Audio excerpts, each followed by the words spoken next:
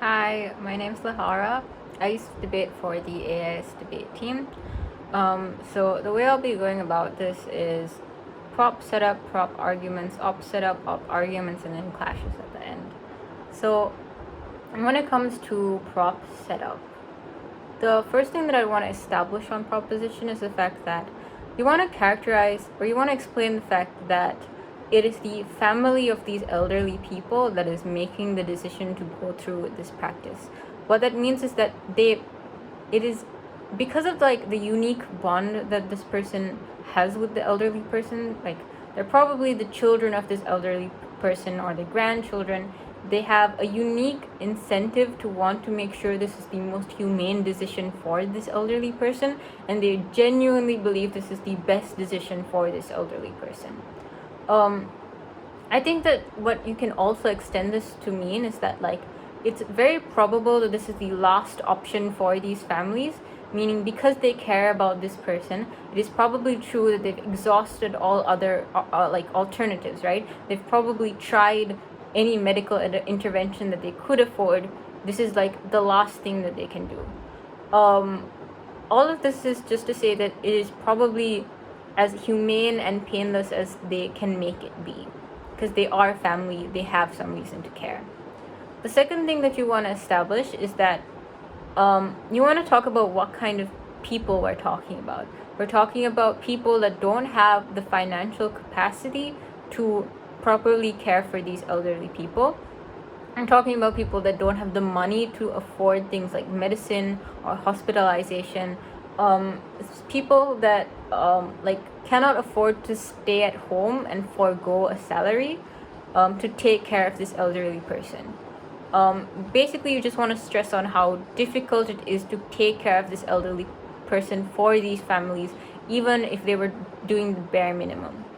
The main arguments that I'd run on proposition are: one, you want to argue that euthanasia is the most humane thing in these circumstances, because one, you can tell the judge that terminal illness not only causes excruciating physical pain to the patient themselves, and this is exacerbated by the fact that they don't have access to things like medicine, they don't have access to things like palliative care. The second thing that you can talk about here is that you also force the patient and the family to experience immense emotional and psychological suffering, because you don't know when your loved one is going to die. You don't know, you have to watch them pass away, and you have to kind of live with that anxiety. This is like the point in your debate you'd be very emotional. And the second thing that you can say as an argument in this debate is that you're further forcing these families into poverty. You can make the family an important stakeholder in this debate and say that if you've already established how difficult and expensive treatment can be, then it probably looks like these families having to forego their meals and things like that. What you basically are trying to say in all of this is that but on opposition, by asking the family to value the life of this one elderly person, it also often means that they have to worsen or sacrifice the livelihood of all of the other family members within their family. And on proposition, what you're arguing is that it's perfectly valid of these families to want to consider the lives of their other relatives and of their children and stuff like that, right? You could also probably argue that this is the most utilitarian choice for these families, and use that logic to support your argument. The other thing I do in proposition in general is sort of downplay the importance of consent by saying that these arguments are so much more important than this one person's consent, and do that kind of weighing from P1.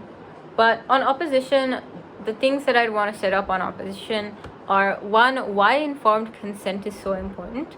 So what you want to talk about here is mainly an individual's right to autonomy, an individual's right to life, and use things like murder as parallels as to why euthanasia without consent is immoral and bad. The other things that you can talk about is why informed consent is important, because then it is the only way in which the decision is rational.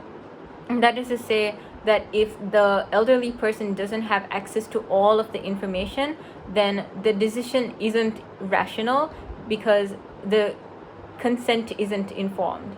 The other thing that you can probably talk about is the fact that we're talking about an irreversible harm. So once that person is gone, they're gone, and you can't do anything about it. The second thing that I'd want to characterize in this debate is that the practice in and of itself may not be as painless and as humane as proposition wants to make it out to be, because even though these are traditions that have existed for a long time, it's not medically proven that these like methods that are used are actually painless. First argument that I'd run on opposition is the fact that consent is unlikely. So basically, I've explained why consent is important. Now I'm going to explain why consent is unlikely on proposition. The first thing that you could probably say is that for all of the reasons proposition gives you as to why it's very difficult to make sure that this elderly person is cared for, all of the reasons as to why a family might have an incentive to want to coerce this elderly person into making a certain decision. The second thing that I'd probably say under this is that the family may just not be the best actor to facilitate informed consent. Let's just say the family does not know what could go wrong in the process of carrying out this practice. The family does not know how much pain the person is likely to experience. The family is unaware of any like other medical intervention that could be available at the time, because they simply lack that information, because they're not doctors, they're not physicians. The other thing you could probably talk about is the fact that like because it is a custom, because it's a tradition, there's more societal pressure on elderly people to accept their fate. And this is a very like principled kind of argument on why consent is important. But some impacts that you can draw from this argument is that like if elderly people are like in fear of the fact that this practice might be pushed onto them, what likely happens is that elderly people will work beyond their capacity to try and like prove that they are useful to their families, or they might hide illnesses that could be treatable because they do not want to like be euthanized by their families. And a second argument that I'd probably talk about in this debate is that it's a cruel and unusual kind of death that these people are likely to experience. That is to say, because like these families don't necessarily have access to like medical grade lethal compounds and stuff like that, right? They're probably making homemade substitutes, and the methods that are used are probably not like very like professional or like very sophisticated.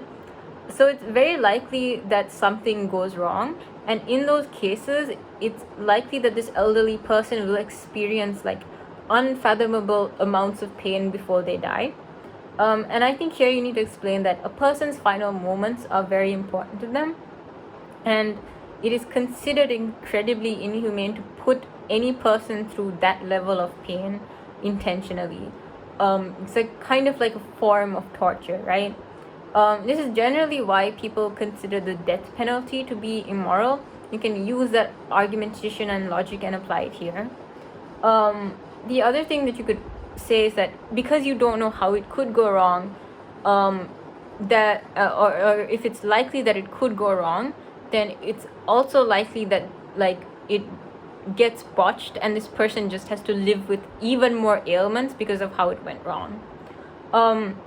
And those are sort of the main points of argumentation I'd use on opposition. Some other things that you could probably talk about is the fact that the whole practice is illegal, and like you could maybe have an argument on how like the family members could be investigated, but I think that you'd probably need more context on like how likely is it that like the deaths are investigated in the Tamil Nadu. So I don't necessarily know if you would run that in like an impromptu debate. But the other thing you could probably talk about is the fact that you reinforce the idea that the lives of the elderly are disposable, and this kind of disincentivizes communities from trying to advocate for better support from the government for the elderly, like in the form of like better healthcare benefits or in the form of larger pensions for the elderly and stuff like that. But other than that, I think arguments are kind of over, and I'm gonna move on to clashes now. When it comes to clashes, I think that the first clash will probably be on consent, on how like, is consent important, or like how likely is it that consent is achieved on either side. The second clash will probably be about whether the practice in and of itself is cruel, or whether extending the suffering of that elderly person is cruel. And the third clash in this debate might be on like whose well-being is the most important. Like, is it the well-being of the family that is important, or is it the well-being of the elderly person that is the most important in this debate? Or like sort of trying to like weigh out the suffering that either person is going to experience. But yeah, those are the clashes in this debate.